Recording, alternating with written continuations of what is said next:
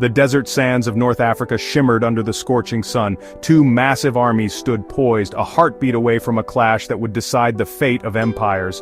On one side, the veteran legions of Rome, hungry for vengeance after years of struggle. On the other, the warriors of Carthage, led by the legendary Hannibal Barca, a general whose very name struck terror into the hearts of his enemies. This was Zama, 202 BC. Not just another battle in a long war. This was the ultimate showdown between two titans of the ancient world. The stakes couldn't have been higher. Rome, the rising power of the Mediterranean, stood on the brink of dominance.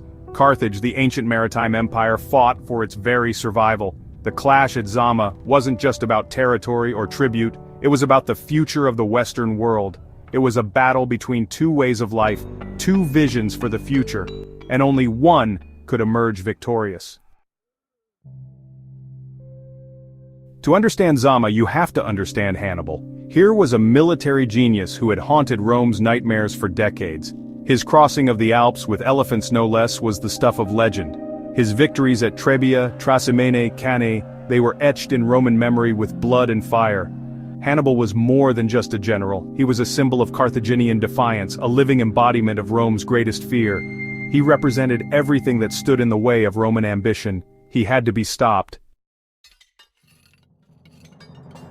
Enter Scipio Africanus, a young, audacious general schooled in the fires of war against Hannibal himself. He saw in Hannibal not an invincible foe but a challenge to be studied, understood, and ultimately, overcome. Scipio wasn't afraid to break the mold. He knew that to defeat Hannibal, he had to fight differently. He had to outsmart him. Scipio's campaigns in Spain had shown his mettle. He was a leader who inspired his men, a strategist who could see the bigger picture, and at Zama, he would need all his cunning and courage to face the legendary Hannibal. The clash between Rome and Carthage wasn't some sudden eruption of violence. This was personal. This was generations in the making. The First Punic War, a brutal struggle over the control of Sicily, had ended decades earlier. But the wounds still festered. The hatred still simmered. Now, the Second Punic War was reaching its climax. Hannibal's invasion of Italy had brought Rome to its knees. But Rome had endured. And now, the time for payback had arrived. Section 5, The Road to Zama. Hannibal, recalled from Italy to defend his homeland, found himself facing a Roman army unlike any he'd encountered before. Gone was the fear. Gone was the hesitation. In its place, a steely determination to finish what they had started. The stage was set for a confrontation that would echo through history. Section 6, Elephants at War. Hannibal's trump card? His war elephants. These massive beasts, lumbering towards the Roman lines, were terrifying instruments of war. They could trample legions, break formations, send even the bravest hearts running. Imagine the ground shaking under their feet. Imagine the trumpeting of those elephants, a sound designed to strike fear into the heart of any man. This was psychological warfare at its most primal. Section 7, The Roman Strategy. But Scipio was ready. He had anticipated Hannibal's tactics. Instead of meeting the elephants head-on, Scipio's legions created gaps in their lines. The elephants charged, right into those gaps. Roman discipline held. The elephants, confused and disoriented, became more of a danger to their own side than to the Romans. It was a masterstroke of tactics.